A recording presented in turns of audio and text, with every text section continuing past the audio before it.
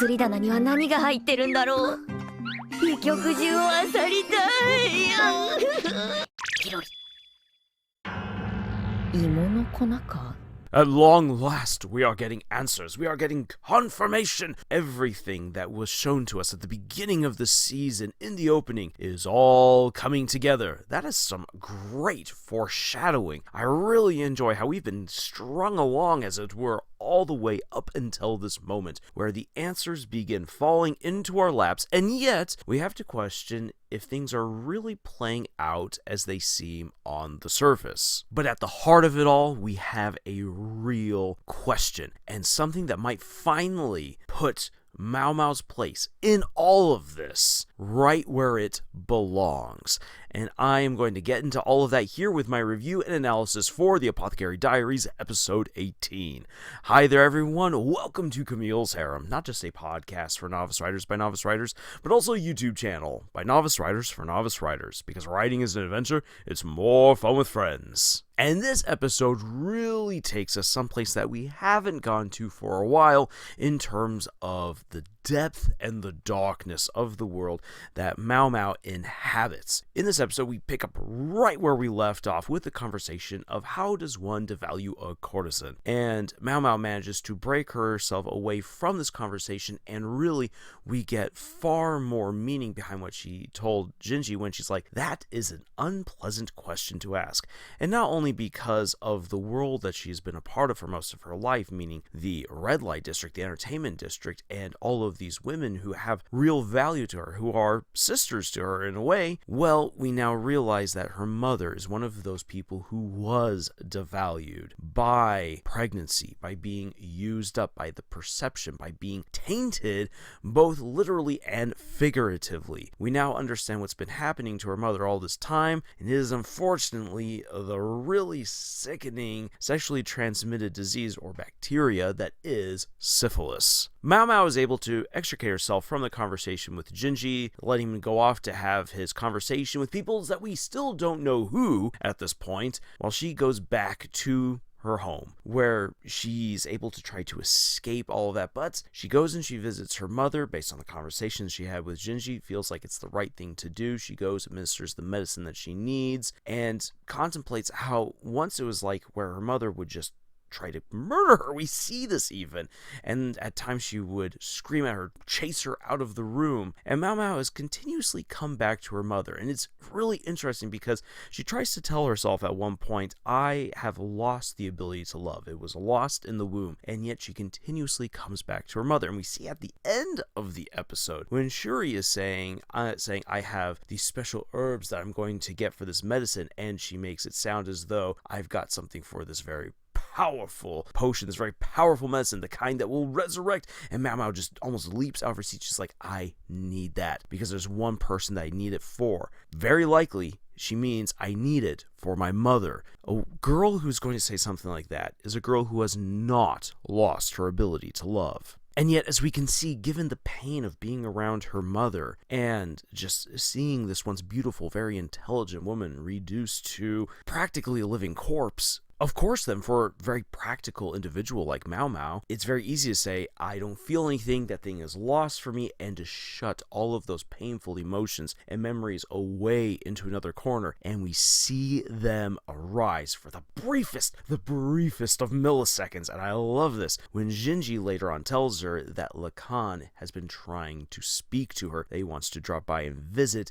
and we see the darkness, the anger that comes out of her, all in relation to what has happened to her life. So all of these things begin falling into place as she goes and visits her mother, as she speaks with her older sisters, and learns what's about to happen to the Vidigras house, and how things are just simply changing. The world is moving on, and that's going to be important for my analysis here in a little bit. And all the different conversations that we get right here, just really, really great character building moments. How we can see how her adopted father is really the father that she wants in her life, the man that she respects and looks up to, and how she does have a place at the Vidiger's house, even though she's always constantly saying, oh, I would be sold off, I'd be sold off. And again, I love the conversation that she has with Maomao, and in relation to what has already been established very early on in this show, that very few people, very few women within the Rear Palace and within the entertainment district really have a shot at a happy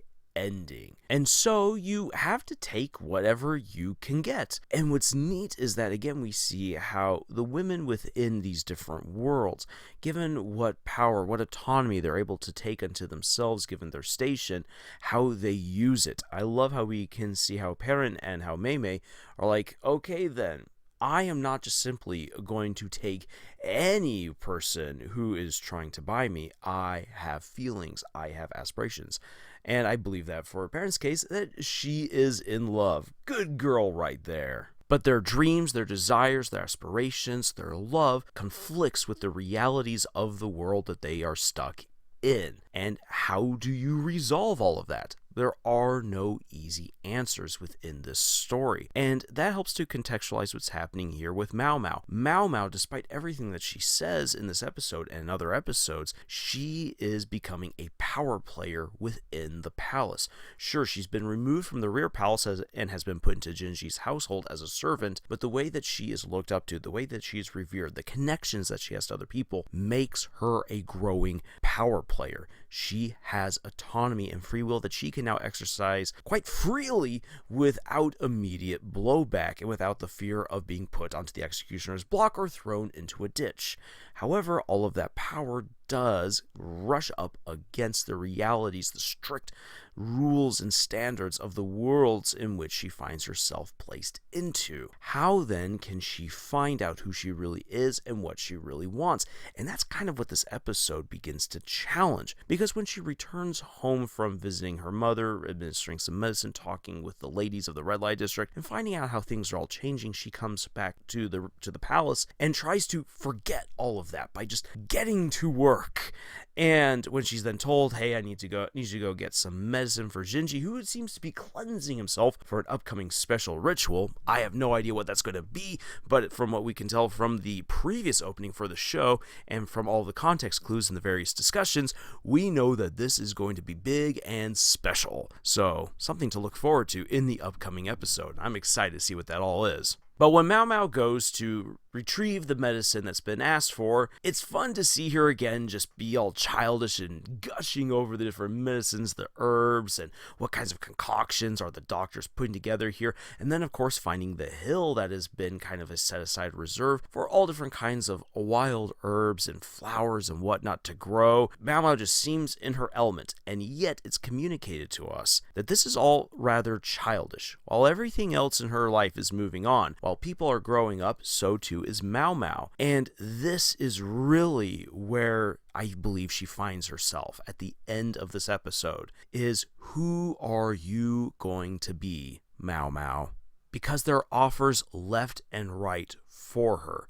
She can continue on just simply being the servant of Jinji and miss all of the clues that are coming her way of what he wants and what he's offering her, and which would essentially mean to be stagnant. She can choose to rush off and pursue her childish dreams of being an apothecary and trying to find these magical cures that may one day save her mother against the very real limitations of her time, in which there is no cure for syphilis, and especially when syphilis is this far progressed within the body. There's then the very much unwanted offer to be adopted by Lacan, which would actually set her up very, very nicely as the daughter of this high-ranking military officer, but it's something that she obviously doesn't want because of what she connects him to in relation to her mother at this point here within the story. And then there is the offer to return to the Vidiger's house and actually become one of the main courtesans within that house. It is a very, very very interesting offer to be had right there, because she understands this world and she has the beauty and the mind that would make her a very, very high quality product, because honestly, that's how these ladies are treated within that community. But it would make her, as a very highly demanded courtesan, it would give her lots of power and autonomy, as we see with her older adopted sisters, and that could be a way forward for her in her life to actually find what she wants. But then there is another offer, an offer that was dropped by Lacan, which in retrospect now might seem to be him saying to Jinji, hand over my daughter, like what we get here in this episode where he drops the hint way more firmly. However, again, Lacan has said everyone needs to find their place. And what if it is that all of these different options that have so far been presented for Maomao, which are very viable and could be good for her or bad for her in various ways, what if they are not the correct option? What if being Jinji's servant is not the right option? What if working at the Vidigger's house is not the right option? What if being adopted by Lacan is not the right option? What if being an apothecary searching for the miracle cure is not the right option? They could all be good and bad in their own way, but what if it's not what Maomao actually needs? This right here comes back to what I've been saying again and again and again, that this is a story ultimately about a girl, a woman, within this world that would be highly restrictive to her, finding her place, having her own power, her own autonomy, her freedom to choose and to be, and in that case then to become the best person that she possibly can. And in ways, like, that's one of the things I think really makes the story so relatable at its heart, because that it goes for all of us. Who will we be? We have the power to choose, and granted, we have all of our own individual obstacles and challenges and restrictions that have been placed onto us according to who we are and where we live in our lives and where we are in that time in our life, and yet there are choices to be made, good and bad, and many have positive and negative consequences depending on that choice.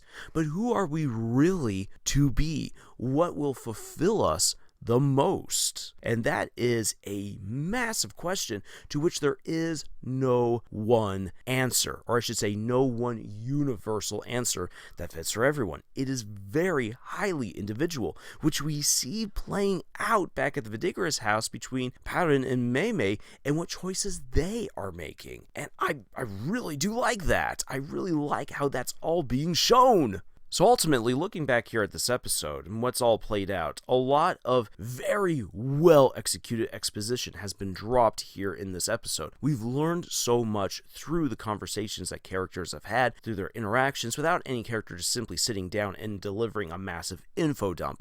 And we've been given all of the proper context clues leading up to this point, so that way everything does make sense. Again, this is just incredibly well executed. The strength of the show's writing is on full display here in this episode. And let me just say, that isn't the only thing that is on full display here in this episode. And I also just want to make this quick comment right here. Lacan, my dude, you can afford to keep on coming on over here to play shogi and chess with Mei. Wow. What is your paycheck like? I just really want to know. And can I inherit that, please? Because I too wish to play shogi and chess later on. Nothing else, because this is a channel that is largely meant for all audiences, even younger people.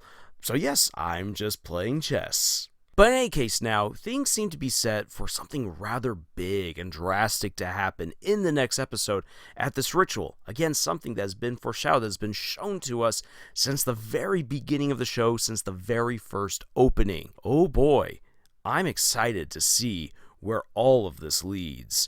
And I'm excited to see what Maomao chooses for herself. What road will she go down?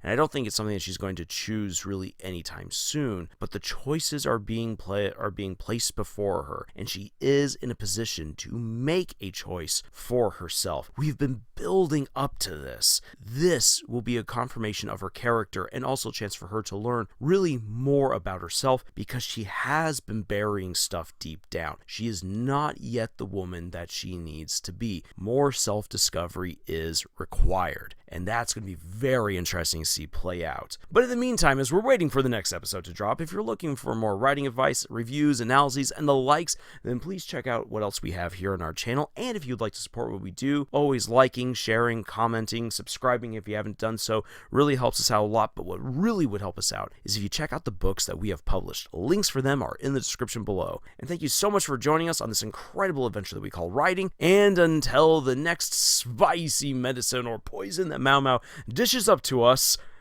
choose. パイリン姉ちゃんも大変そうだな。いつも勝手なの。勝手とはなんだいか。